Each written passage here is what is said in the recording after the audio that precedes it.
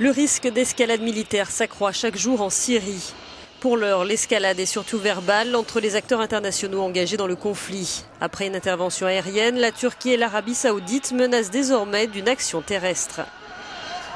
Si la coalition anti-djihadiste menée par les États-Unis décidait d'envoyer des troupes au sol en Syrie, le Royaume d'Arabie saoudite serait prêt à y participer en déployant des forces spéciales.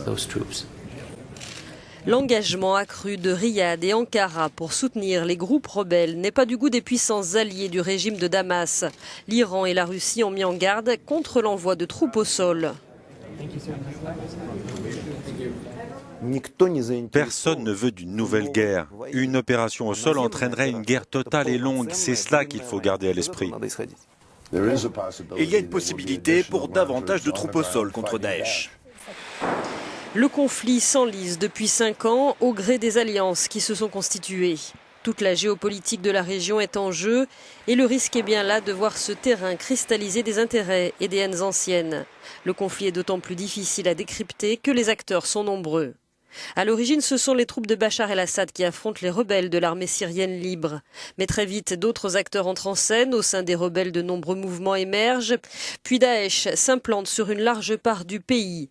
Les Kurdes, eux, se sont peu impliqués dans la lutte contre le régime de Damas. Ils se sont surtout opposés à l'avancée des combattants de l'État islamique.